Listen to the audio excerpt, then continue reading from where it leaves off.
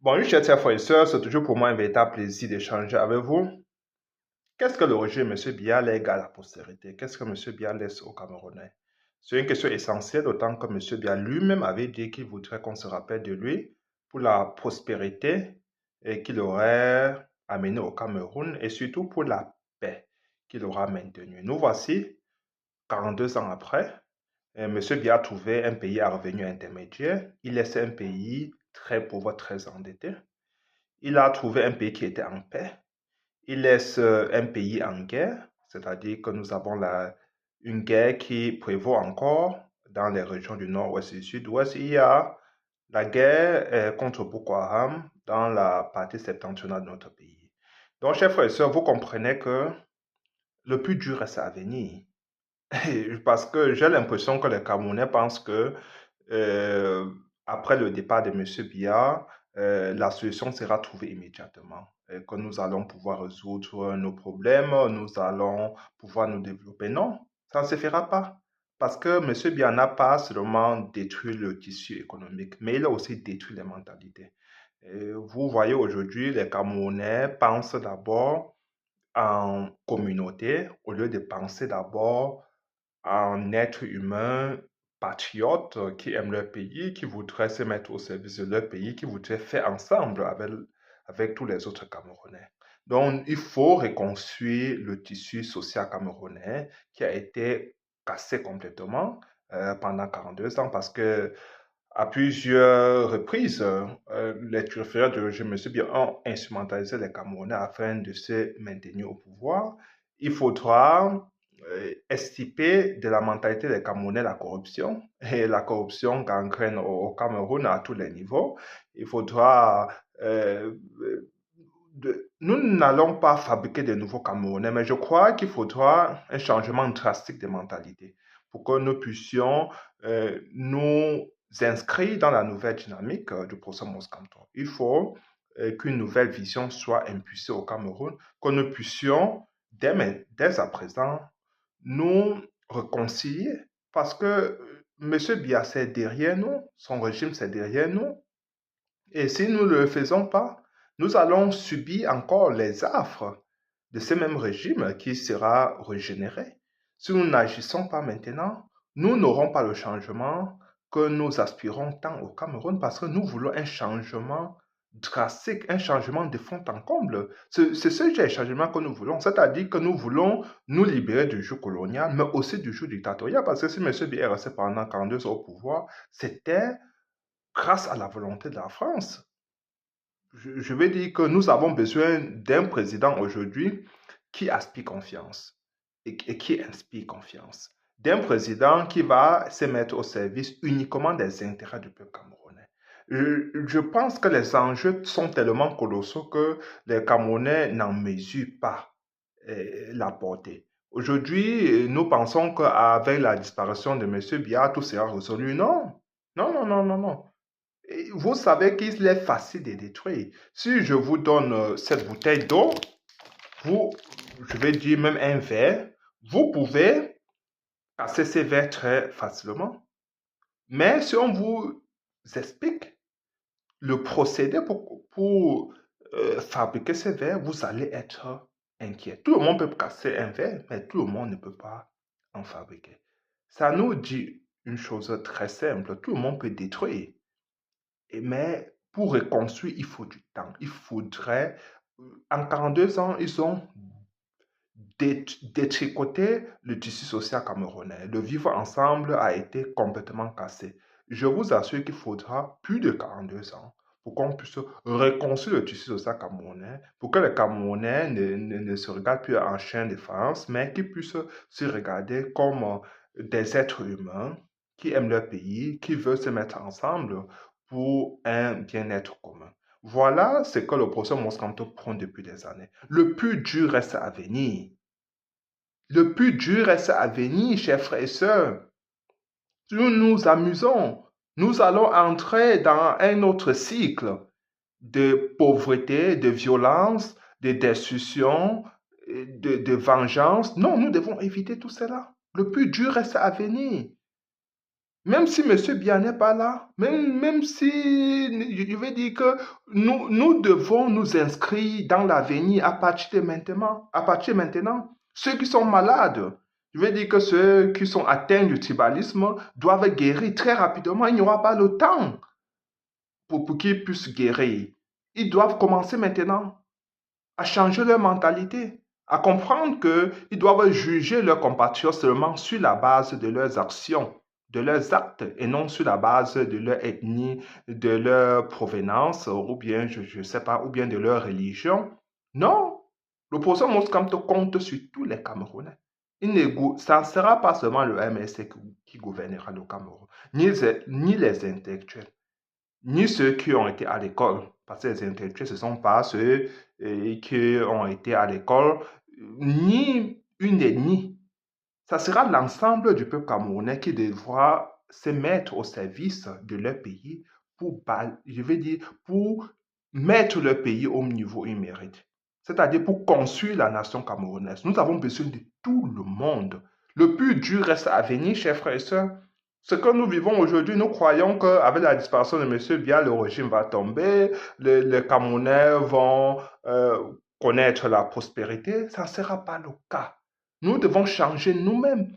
Nous prenons le changement, nous devons incarner ce changement pour qu'il soit effectif au Cameroun. Nous devons être les instruments de ce changement, être des acteurs de ce changement que nous prenons tant. Nous ne devons pas prôner quelque chose et faire le contraire. Ceux qui aujourd'hui soutiennent le procès Moskamto doivent être exemplaires, doivent être des prototypes.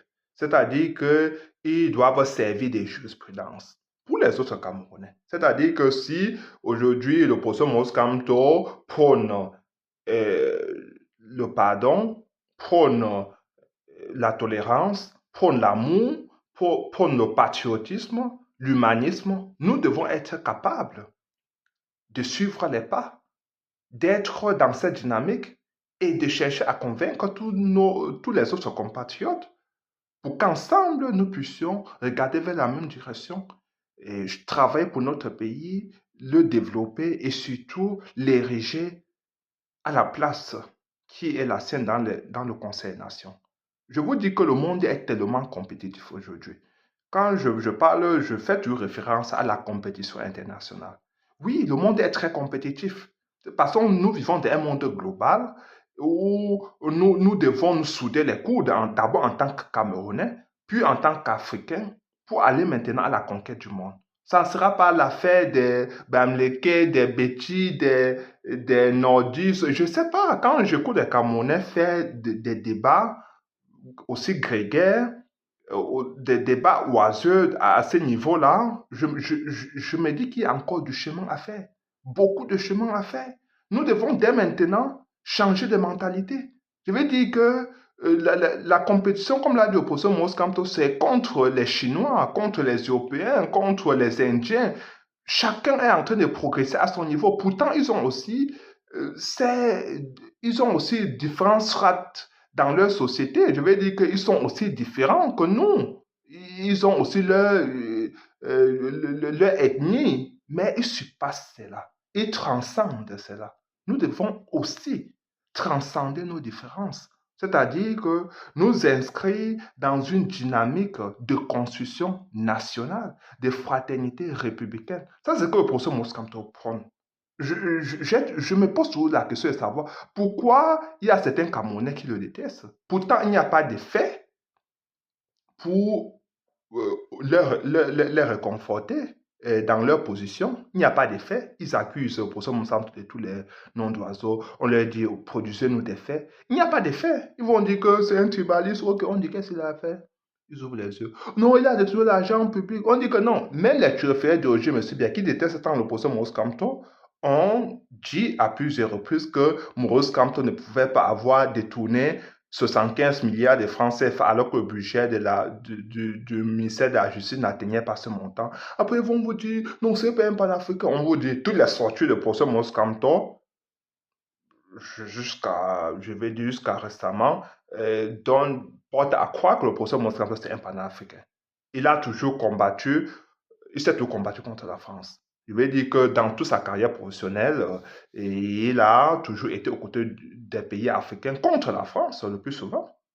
On va vous dire, non, c'est un tribaliste, il avait dit qu'il n'ira pas enseigner les nordistes, les moutons du Nord. On dit que, mais apportez-nous des faits. Parce que pour son moteur, c'est lui qui a lancé le département de sciences juridiques et politiques dans le Grand Nord. Après, ils vont vous dire, non, il avait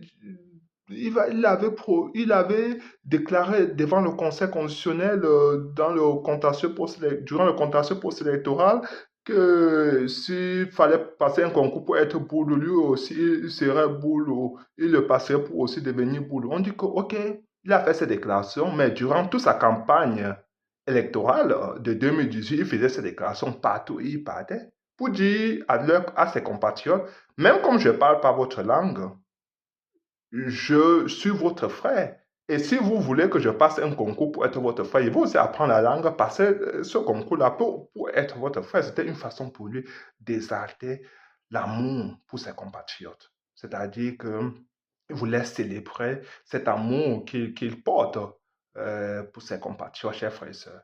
Et on va vous dire, c'est lui qui a été acteur dans les casses des ambassades. Je veux dire que c'est lui qui a motivé les Camerounais de le faire. On dit que mais le président Moussante lui-même a déclaré que s'il fallait que les Camerounais de la diaspora agissent, et il ne leur aurait pas conseillé de le faire. Et le professeur Maurice Kamto n'a pas motivé des gens ou excité des gens d'aller agir de cette façon-là, d'autant qu'il s'agit des adultes, même si c'était de ses propres enfants, chacun doit porter sa responsabilité. La responsabilité pénale est individuelle. Et après avoir dit tout cela, ils n'ont pas produit des faits. Le professeur Monsanto a été libéré parce qu'il y avait manque de preuves matérielles tangibles qui pouvaient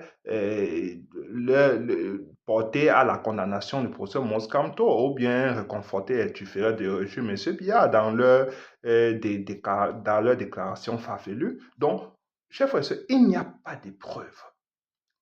Il n'y a que de la compétence. Tout ce que nous voyons, c'est que le professeur a réalisé pour son pays. On nous dit, le professeur nous a de Bakassi. Et ce n'est pas vrai. C'est vrai, allez vérifier. C'est lui il porte le drapeau. Nous le voyons en train lors de la passation entre le Niger et le Cameroun, le professeur Moussant était le principal acteur. Nous le voyons avec en toge devant la Cour internationale de justice en train de défendre les intérêts du Cameroun et même de plusieurs pays africains. Nous le voyons à plusieurs niveaux. Je veux dire qu'il a été toujours là au service du Cameroun et des Camerounais.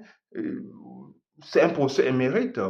Plusieurs référés du régime ont déclaré à plusieurs reprises que le professeur Moussante a été leur enseignant et que le professeur Moussa Kamto a même été leur directeur des thèses. Certains nous disent que non, il était directeur des thèses seulement des gens de sa région. Je veux dire même certaines personnes du régime nous disent que le professeur Moussa Kamto a été leur directeur des thèses. Alors, sur quelle base? On me dit qu'on a trouvé Moussa Kamto en train de faire un poste avec des enfants. La même personne qui a fait cette déclaration, que je considère comme une ignominie, la même personne aujourd'hui a dit, c'était lors de la campagne électorale, il fallait dire des choses comme ça là pour sauver la peau de M. Biya parce que sans bilan, il fallait servir au peuple camerounais des épiphénomènes, ce genre je veux dire, ce genre d'éléments pour distraire l'opinion camerounaise. Donc, vous comprenez, chers frères et sœurs, qu'aujourd'hui, nous devons être sérieux. Notre Cameroun, notre pays, je veux dire, est en train de tomber en lambeaux devant nous et s'est détricoté complètement. Et les crises sont multiformes.